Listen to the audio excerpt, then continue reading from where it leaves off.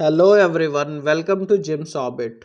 I am Ashutosh Dutt Mishra, and in this video session we are going to discuss a chapter from your grammar section, that is reported speech. तो आज जो हम discuss करने वाले हैं वो है reported speech. In this video we are going to discuss the basics of narration, that is direct and indirect speech. और उसमें आपका रिपोर्टेड स्पीच क्या होता है, इन सारी चीज़ों की बेसिक्स हम डिस्कस करने वाले हैं. Narration is basically an art of making a statement deliver करने का या उसको राइट करने का जो आर्ट होता है उसी को आप बेसिकली नरेशन कहते हो. और इसी को कुछ लोग या कुछ जगहों पे डायरेक्ट एंड इनडायरेक्ट स्पीच भी बोला जाता है. सो इन दिस वीडियो हम ये सारे बेसिक चीज़ें डिस्कस करने वाले हैं कि पहले नरेशन होता क्या है, डायरेक्ट एंड इनडायरेक्ट स्पीच क्या होता है, रिपोर्टेड स्पीच क्या होता है, और वो बेसिक रूल कौन सा है जिसका यूज करके आप डायरेक्ट टू इनडायरेक्ट स्पीच में चेंज करते हो.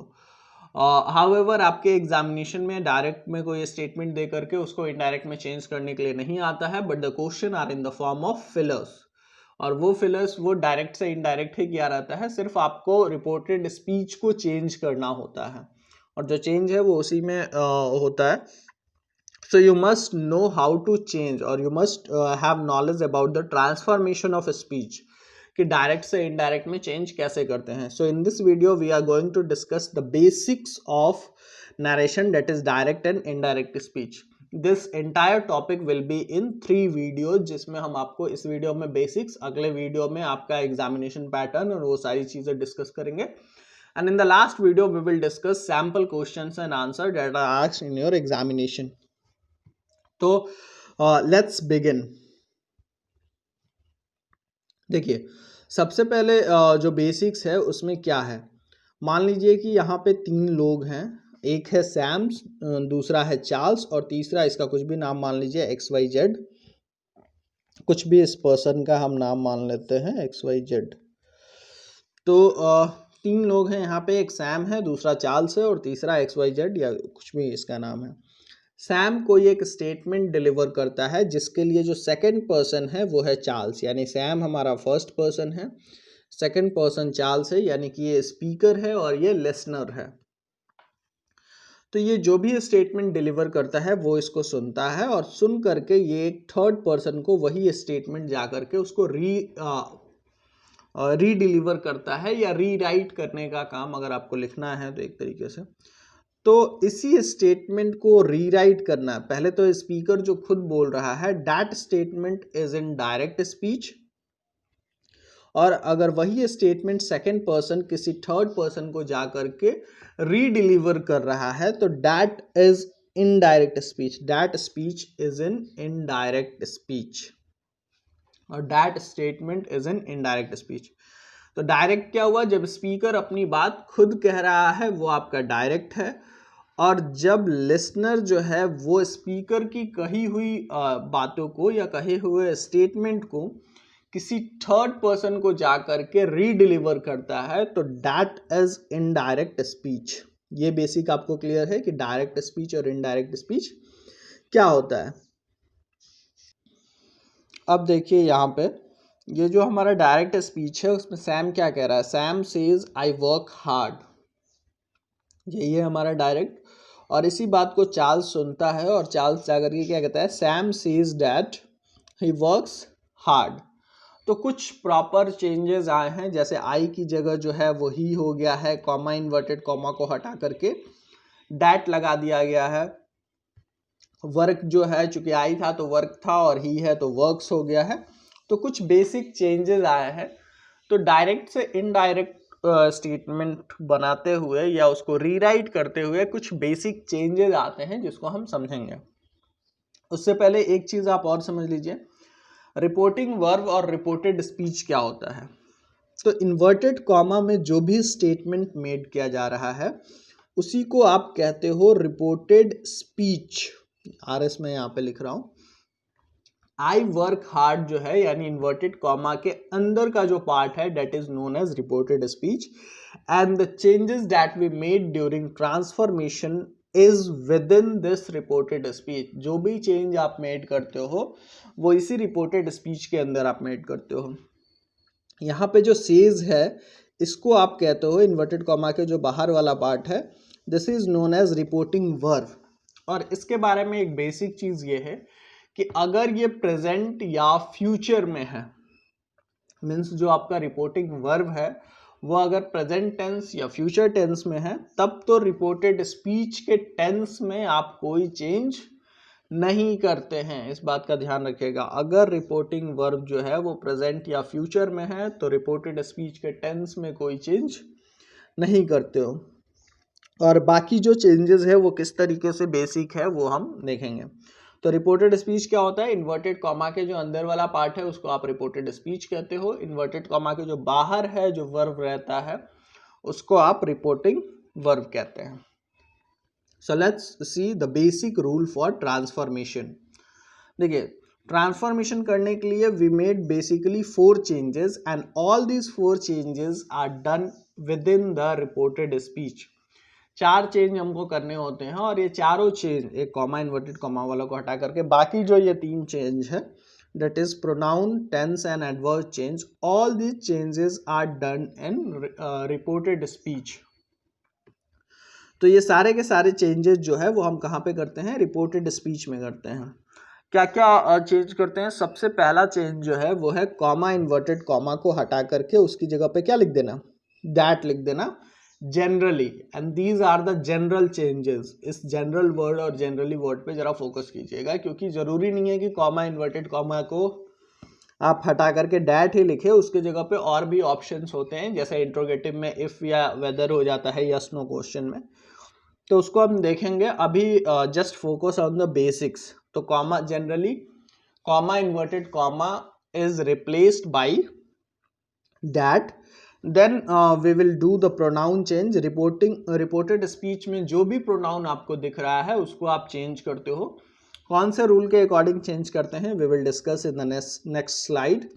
Then we will change the verb of that reported speech और the tense of that reported speech. अगर वो प्रेजेंट में है तो पास्ट में कैसे करेंगे या उसका टेंस कैसे चेंज करेंगे वो देखेंगे। And the last change is adverb change. Adverb change का यहाँ पे एक लिस्ट मैंने दे रखा है। For example now and just, वो देन में चेंज हो जाता है। टुडे जो है वो डैट डे या द सेम डे में चेंज हो जाता है। टुमारो अगर एडवर्ब है तो टुमारो जो है वो द नेक्स्ट डे या द फॉलोइंग डे में चेंज हो जाता है। स्टरडे जो है वो द डे बिफोर या द प्रीवियस डे में।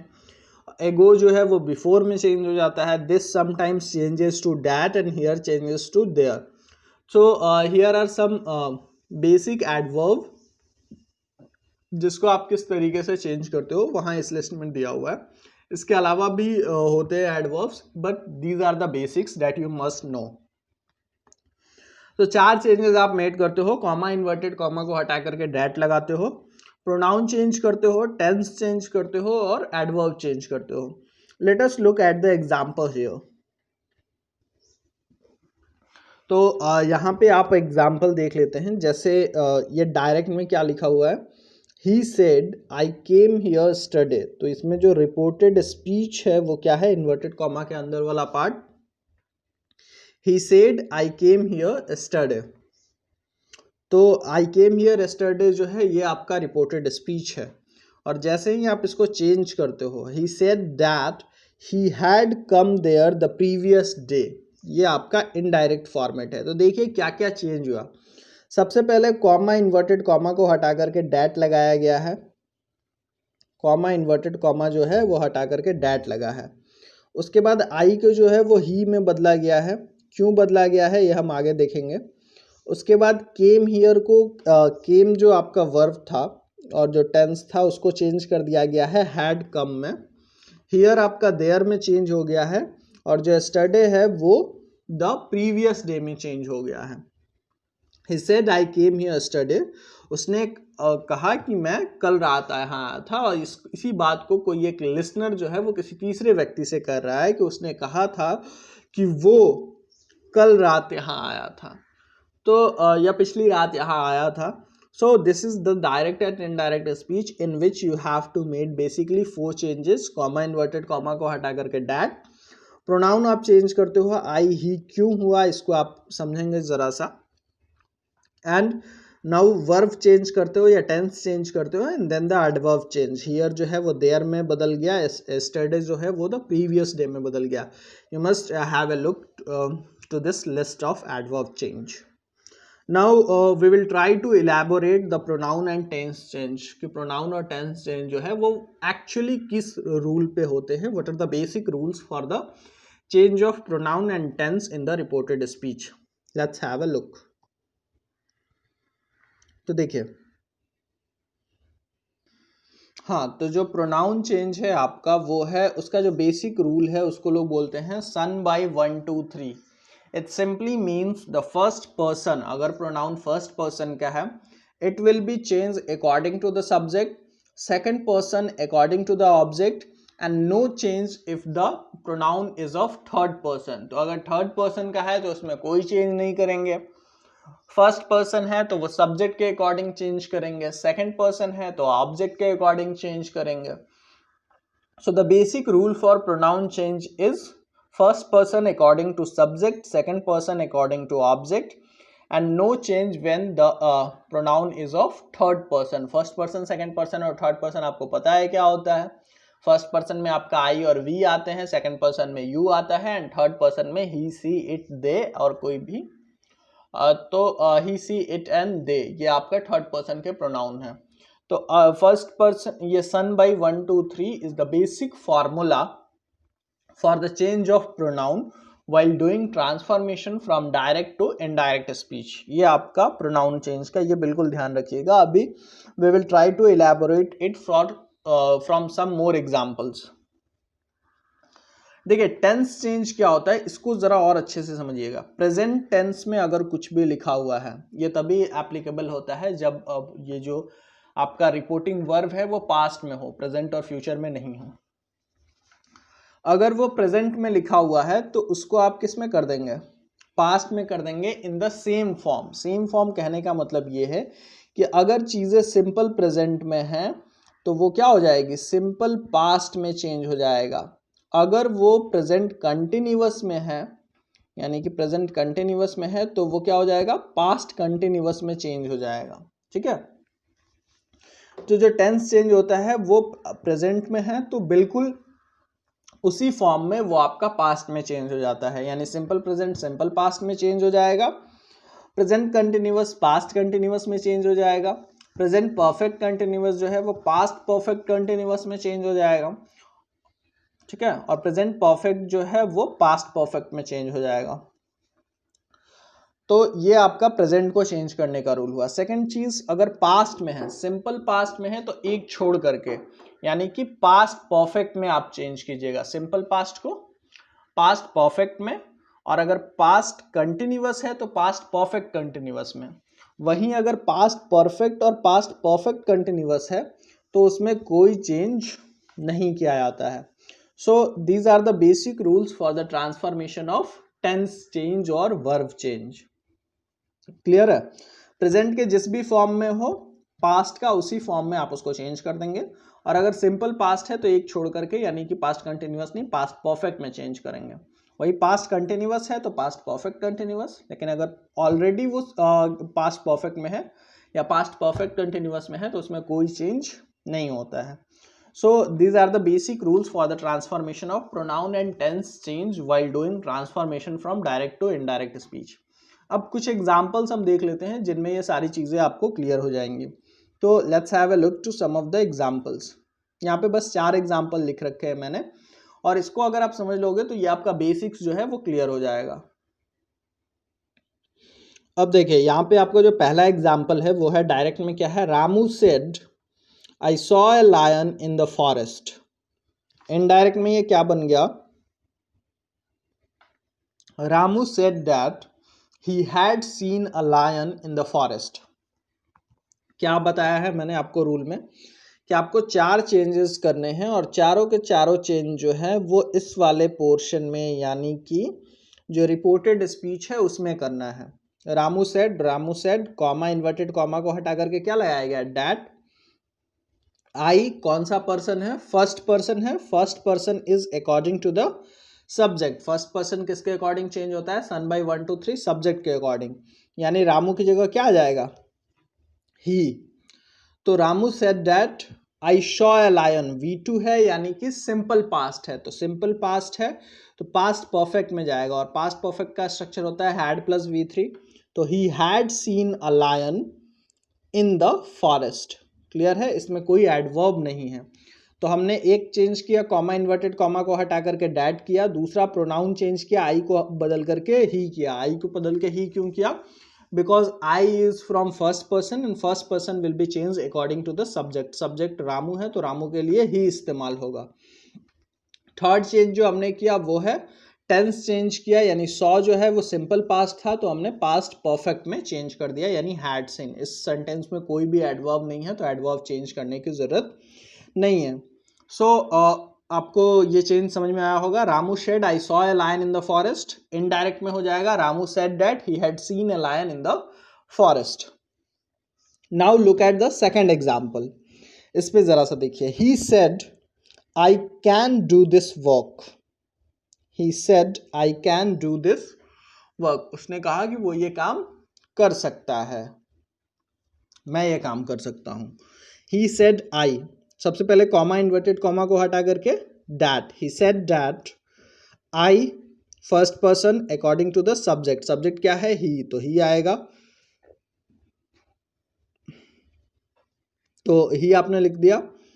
कैन डू सिंपल, ये आपका क्या है, प्रेजेंट में है, तो जिस फॉर्म में प्रेजेंट में है उसी फॉर्म का क्या हो जाएगा, पास्ट। तो कैन की जगह आप क्या लिख दिए, could do that work. This जो है वो एडवर्ब है यहाँ पे, और दिस को आप किस में चेंज कर दिए, दैट में चेंज कर दिए।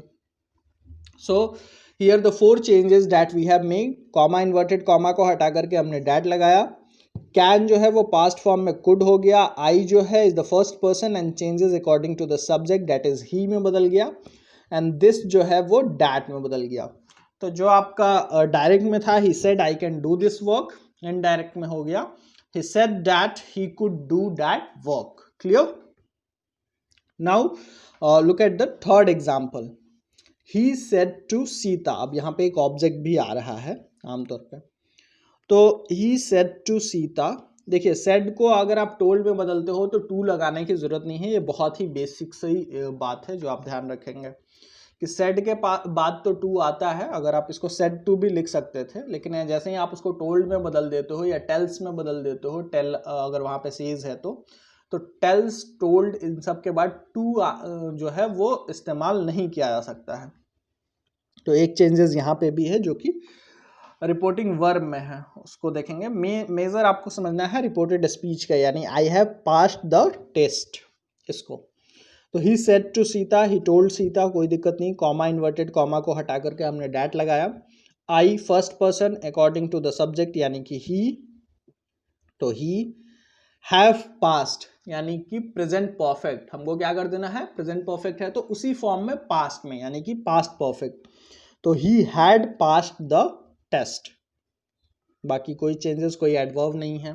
तो ये आपका हो जाएगा he said to Sita I have passed the test, he told Sita that he had passed the test. Clear. Now the fourth and the last example from this basic rules. I said to my friend he has been working very hard. तो जो आपका ये है यानी कि reported speech है वो क्या है, he has been working very hard. I said to my friend, I told my friend, said to को टोल्ड में बदला जा सकता है। कॉमा इन्वर्टेड कॉमा को हटा करके डैट लगाया। ही जो है वो थर्ड पर्सन है ना, तो थर्ड पर्सन में कोई चेंज नहीं होता है, ही रह गया। ठीक है। हैज जो है has been working, present perfect continuous, उसमें क्या कर देंगे, सेम फॉर्म में पास्ट में, तो past perfect continuous, he had been working very hard. Clear. तो हैज बिन वर्किंग को सिर्फ हैड बिन वर्किंग में चेंज कर दिया गया। तो डायरेक्ट में आपका बना I said to my friend he has been working very hard, indirect में बन जाएगा I told my friend that he had been working very hard. तो ये जो था आपका, these are the basic rules for the transformation from indirect to और direct to indirect speech. तो डायरेक्ट को इनडायरेक्ट में चेंज करने का ये सारे बेसिक्स थे।